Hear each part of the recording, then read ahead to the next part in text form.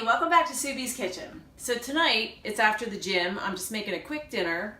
What I have here in the pan is a pound of ground beef. This is 85-15. You could use something leaner, 90-10, 70 or 80-30. I'm sorry, 80-20 is, I think, a little too fatty. Now I still am going to take some of the fat off, so I'm just draining.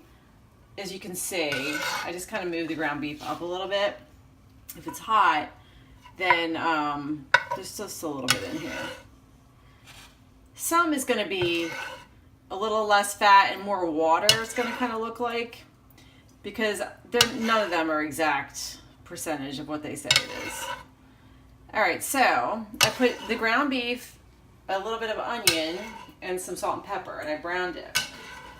Alright, so now I got this new little spiralizer. I'm sure you've heard of this. Okay, it's very cool. So what I'm going to do is, actually Taylor has done this already for me. So that's fun. So I've got a whole bowl of it, okay?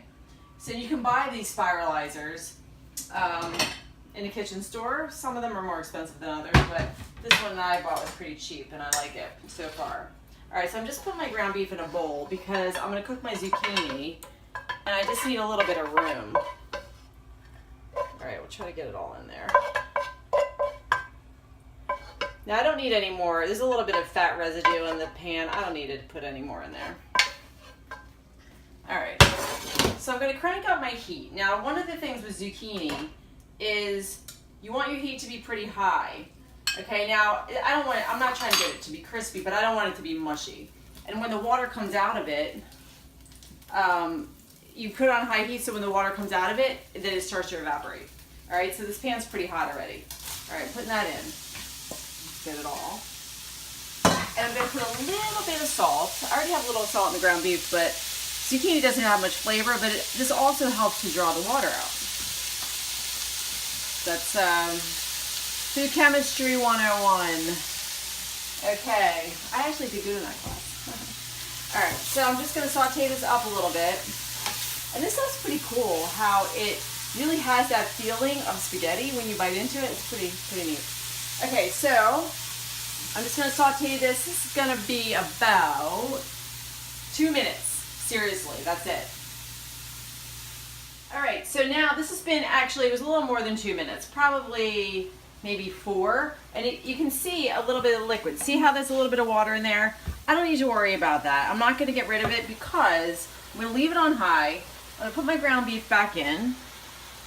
Okay, and I'm putting in a can of chopped tomatoes. These are fire roasted tomatoes. Okay, and then I'm going to put in some cannellini beans. You don't have to put beans in. I just decided tonight I'm putting them in.